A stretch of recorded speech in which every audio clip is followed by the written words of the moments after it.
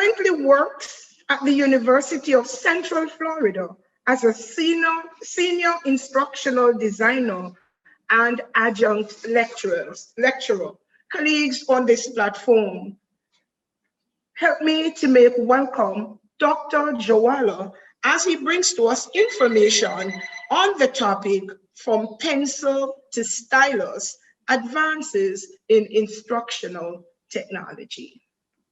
Thank you so much, Ms. Wall Richards. I do appreciate the introduction. I was blessed this morning and my heart is still in Jamaica. I've been following the stories. Let me say that I'm on a mission here too.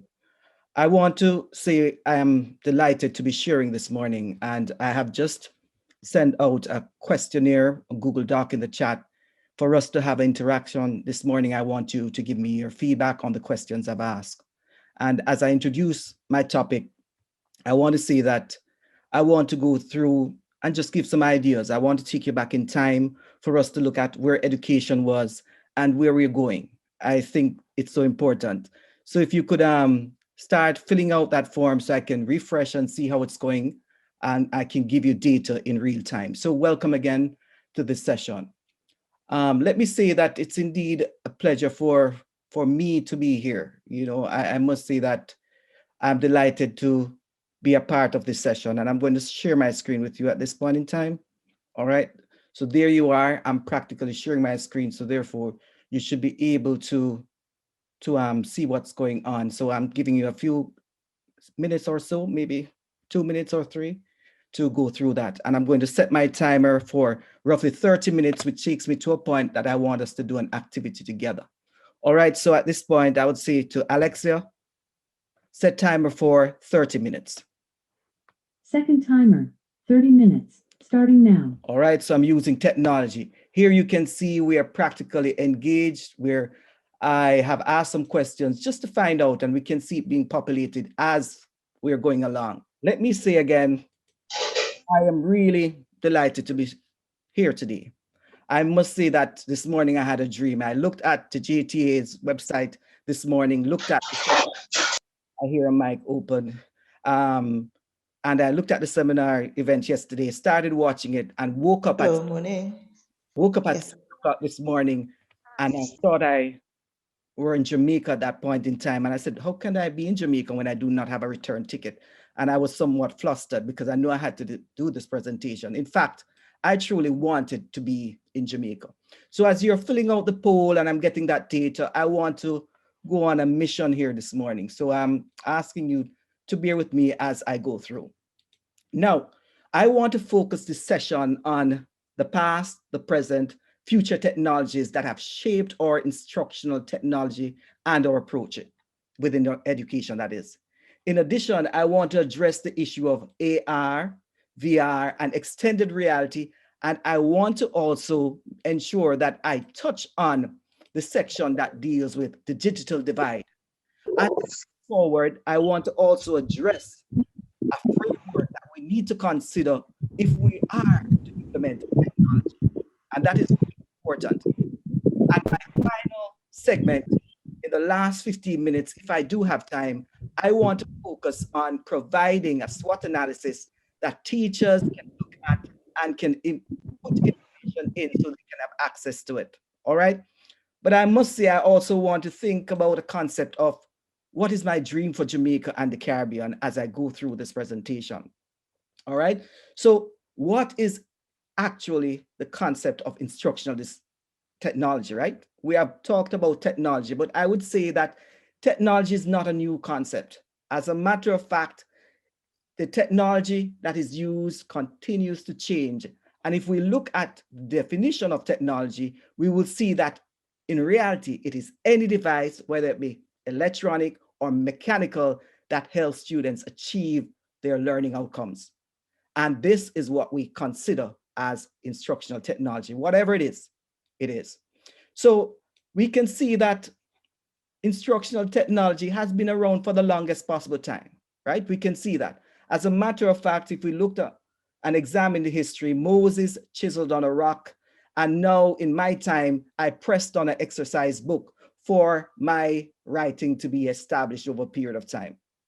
Yes, we all did that. And of course, in that time, I must tell you that I had a dear aunt, and what she did in my time was to a piece of cord rather, right on my top button on my khaki shirt, so I would not lose my instructional device of that time. Now, if we look carefully at the movement of technology in Jamaica, I want to say that as a boy, I went to the Barracks Road Primary School that is located in Montego Bay. Had some good times, right? The tool of the teacher back then was a chalkboard. I would say you would try to touch her colored chalk at that point in time. For teachers back then, you could touch anything, but you could not touch their instructional tool in that time.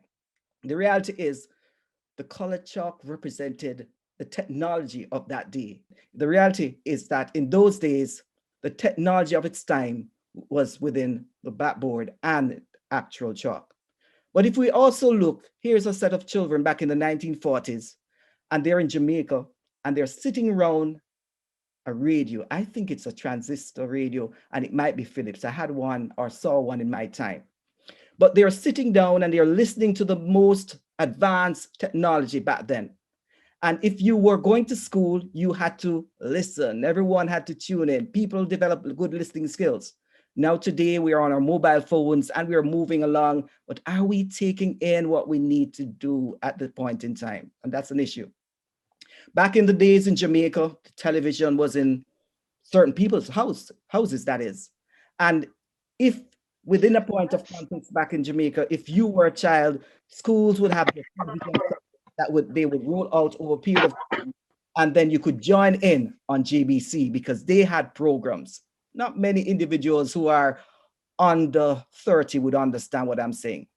But if you did not have access to that technology back then, you might go over to a neighbor's home. And of course, you know the first thing that neighbor is going to say to you is to ensure that your feet are washed. They do not want you on their terracotta tiles or on their red oak with your print, your footprint that is on the tiles or the red oak. So you had to do that.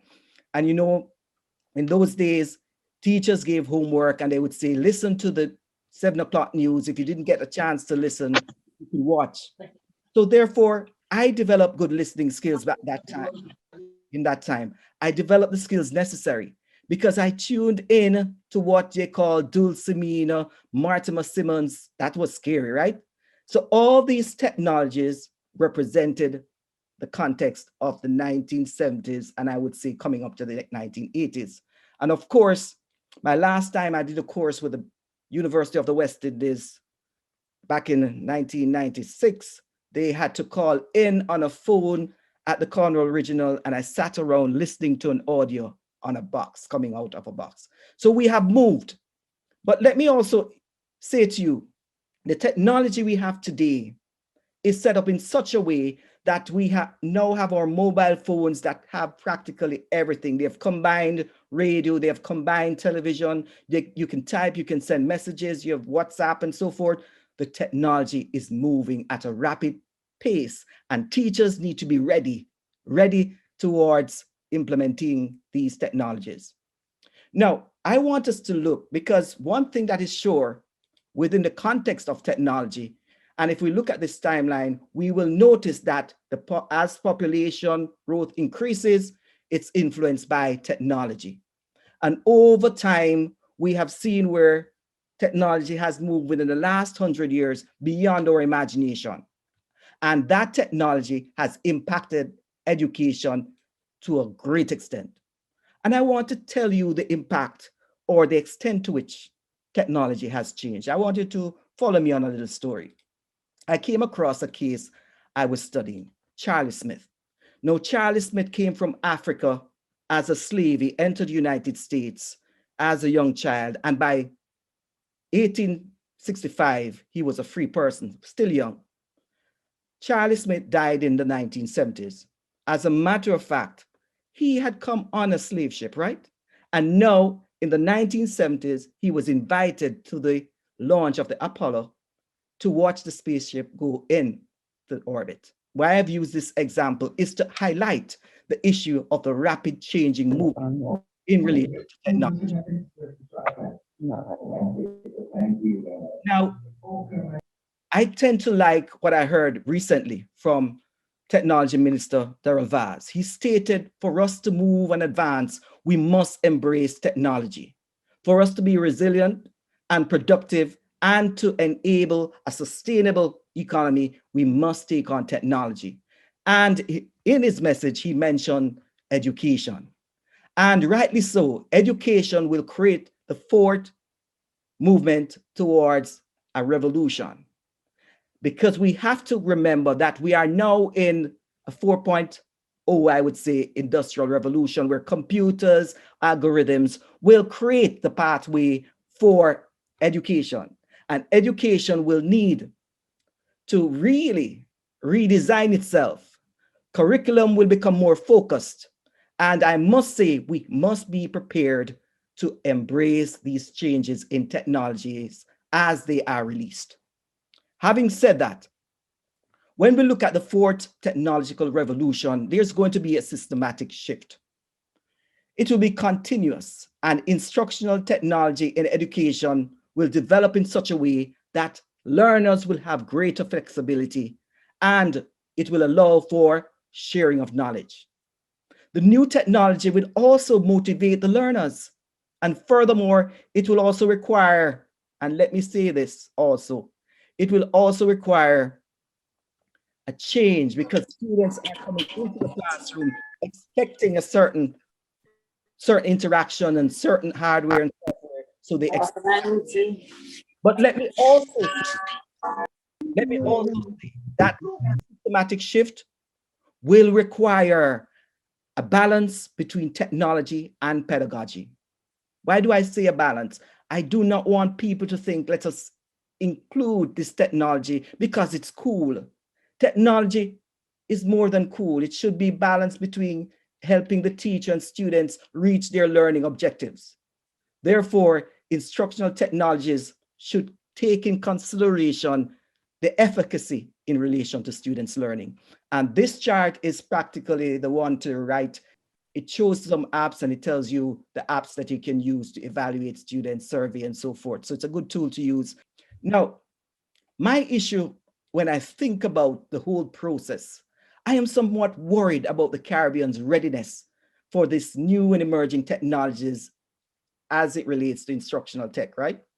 Our readiness will depend on who will have access to this technology. I was somewhat frustrated a few years ago when I saw Google in 2015 decided that they would do a virtual reality global effort that extended across the world. I wrote to them and I wanted to get some stuff into Jamaica, and I received a note that they were not supporting Jamaica at this point in time. Google supplied the equipment, but we were not given access. In Jamaica and the Caribbean, we need to advocate for the use of these technologies because the reality is we are using them. So why not be a part of the process? So when these new technologies are released, we need to be a part of the process. If we look carefully now, I want us to kind of zero in on where we are going to be in the next 10 years. I don't want you to think about next 2 years. Set a target there and work towards it. And that's what I'm thinking of. But I want to say to you at this point in time, I have found by attending conferences and attending various sessions that educational technology has been influenced by other sectors. And I use the word sectors because I'm going to be including health and the military. Over the past few years, I've visited one particular military conference and I was not allowed to take pictures and so forth. And while I was there, I observed a few things which I think are coming our end. For example, learners were having their vital signs monitored to test their stress levels as they engage in various tasks. Just imagine you testing your students' level of stress as they engage in hard work, right? Eye movements were being used to show the attention span of learners. Just imagine you're in a Zoom session and someone says you're off focus, get back on focus. That's possible. Facial recognition was also being used to establish learners' mood or concentration or distraction. Just imagine the technology in our Google Classroom or current Zoom session. I'm just wondering what we'd see at this point in time. So as we look at moving forward, the technology is rapidly changing. And I want to say rapidly changing. So we have to be ready to embrace the technology. Therefore, if teachers and students are not able to trial this new and emerging technologies, I am somewhat fearful that we are going to be left behind, that a collective effort is needed if we are truly to go into the 4.0 industrial revolution at this point in time. It needs to be a collective Caribbean effort. We cannot be left behind. Now, everything is getting smart. You saw me start the session by telling Alexa to start my session, give me a timer, and she's going to go off again because I called the name. For how long? Stop. Wearable technologies deserve special attention. They help students to be involved in the classroom. And while I would say that the Google Glass came out, and some of you saw the Google Glass and it was not very successful, there are new movements in relation to smart technologies, I would say at this point in time. And these movements will actually change the scope of what we're talking about. Now, one such innovation I want to tell you about is virtual reality. And I use the word extended reality because virtual reality has a continuum. Virtual reality for teachers, it means getting students immersed in what they're teaching. Here you can see this picture of this individual, and he's practically interacting with something, and that's actually possible. He can rotate, and that is really mixed reality because here he is rotating that object as he's looking through the virtual reality glass at this point in time. It means that we will have more robust form of learning experiences as we use this technology. And let me say that the headset is a part of the wearable technologies. Just imagine, there's no need to plan a field trip to go to Spain. I know it's important, you know, it can't take away the plane ticket and so forth. But for those students who are not able to afford it, they can easily get on a virtual tour and have that experience. I talk about artificial intelligence because I think it's so important. It is practically leading the way. And when you talk about artificial intelligence, we are talking about algorithms or codes that will lead students to have personalized learning pathways. As a matter of fact, we see where learning management systems are now designed to track students' progress in real time. The use of big data is becoming so important that it will track students who are at risk. And these are also included within educational technology systems. And of course, adaptive technology to ensure meaningful learning. I see the technology changing the learning spaces. We saw COVID, how COVID created this space for us. And therefore, I do see where students will move from a face-to-face to online in a seamless approach. And the data necessary to support these students will be a part of the system. And I also want to say that AI systems will now manage learning management systems. So within the context, when we talk about assessment, AI intelligence will present to us rather a way of having various assessment for students, authentic assessment, competency-based assessment, and so forth.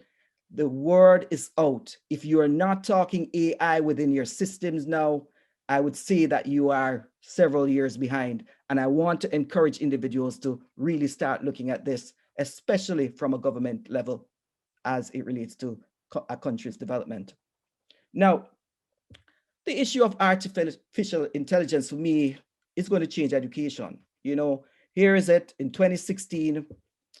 This is actually a robot in Russia. And as a matter of fact, this robot has been used to give students instruction. You know, it's not going to replace us, all right? I'm not going to build anything that is going to replace me or support anything that's going to replace me within the current market. However, the AI algorithm will practically create a space where students can interact with that technology. And I would urge educators to actually think about the capacity of AI because you're all using it on your smartphones. And it can be used in such a way that can be enhanced or can be used to enhance our lives, or it can put us at risk. And I'll point that out as I go along. So as I move forward, I want to share this with you. I'm not going to play it. I don't want to play it. Sorry. I don't want to play it, but that slide really highlights, let me just move it, highlights one thing.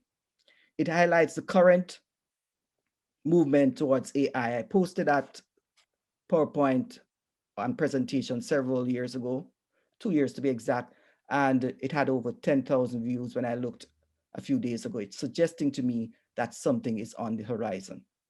But as I talk about these new technologies, I'm always concerned about the digital divide.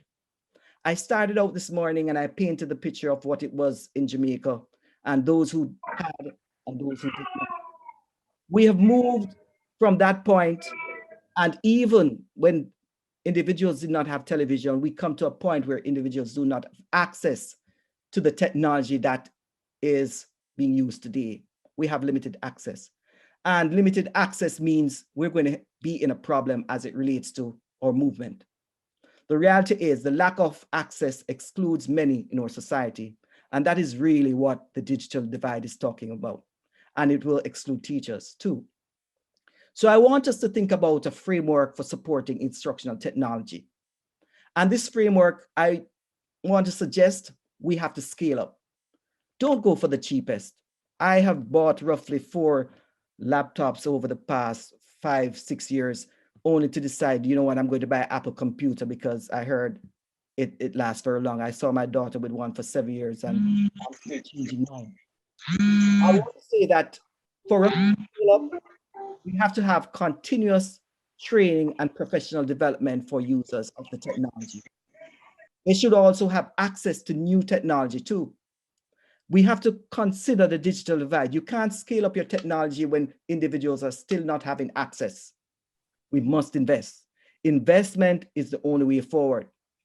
And when we look also at relevance, why would you buy equipment that is going to be outdated in the next year? Okay, sorry, I was unmuted a while ago. I call this the graveyard technology that goes away and never comes back because it's outdated. Don't sign up to use the last segment of that technology. Always research and evaluate, because whatever technology you use must be relevant to your students and to enhancing the students' learning. The technology also should be sustainable. Be prepared to replace, repair, and update current technology. How many of us have projectors in our classrooms now in Jamaica or across the Caribbean, and we have one problem: we can't afford to get the bulbs in? That's an issue, right? So we must have clear protocols on the use of the technology. For example, if a school got a set of VR headsets, how would you use it? How would you deploy the technology? And how would you track the technology? Because you have to be very careful. I see a new movement. I also see, as we are using technology, we have to be very careful of intrusive technologies, right? Information from you, take away information from you and use it in other forms. We have Zoom. Zoom is intrusive because there's a big debate now. Should I turn on my camera or turn off my camera? These are some questions that are being asked. And I'm going to try something here to show you that the technology has advanced in such a way that we don't need volumes of encyclopedia. We can actually go forward by using one device. So I'm going to ask Alexa, what is the number of people infected with COVID in Jamaica? According to Johns Hopkins, as of April 7, 2021, there are 22,262 active COVID-19 cases in Jamaica. There have been 41,328 cases confirmed in total of COVID-19 in Jamaica. Additionally, there have been 622 deaths and 18,444 recoveries confirmed. Thank you, Alexa. What I'm saying is, at this point, you can see I did not need to say I'm going to listen to the 7 o'clock news, but I got that information at the tip of my finger just by asking Alexa. So that technology can be intrusive because I don't know what else Alexa is recording. As a matter of fact, 2 years ago, Amazon had to present 2 hours of, and I'm not going to call the name because she's going to respond, of data regarding a situation because there was a murder case and it is assumed that EchoDot had the information. So these technologies can be intrusive. So when you use them, just be careful of the technology that you're bringing into your home as well as into your classroom.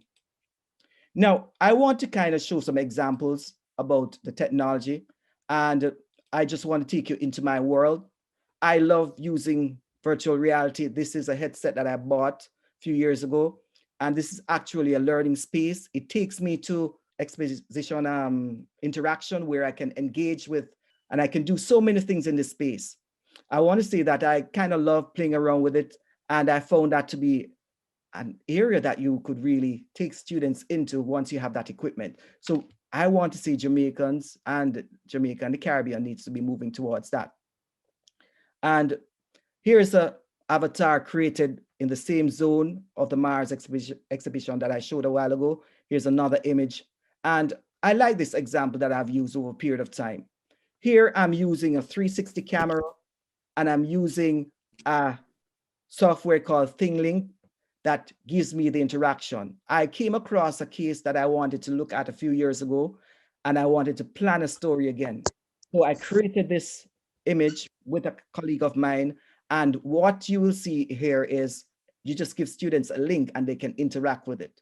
So these students will just interact, they can write a story, but let me give you, as I go through, each of these icons will represent information. You can embed a video in it. You can embed a text in it. You can do so many things. Just imagine if this was a chemistry lab, you could have items labeled. You could give a description of them. If this was a history lesson, you could label various continents and ask students to follow through on it and so forth. And I'm just going to skip through this a bit because I do not want to take up too much time. But each one of the icons as I stated before, will have information embedded there. So there's a camera and it gives information about what was taking place again. And all these stuff you can get just by having a camera. It could be, you could use your smartphone to do this too, right? And here's another one.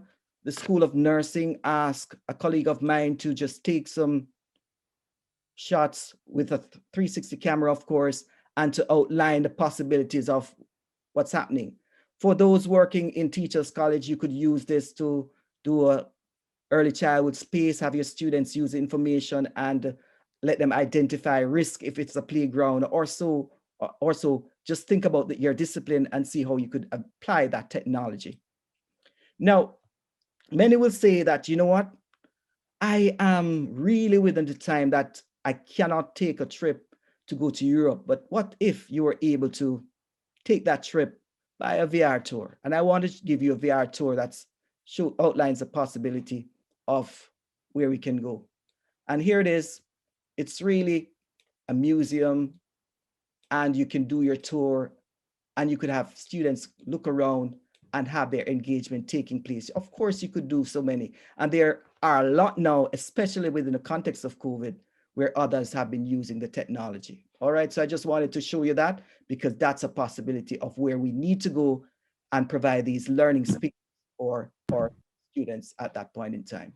I have done quite a number of research and I've done some stuff in Jamaica. Here I am showing a student how to use a virtual reality headset.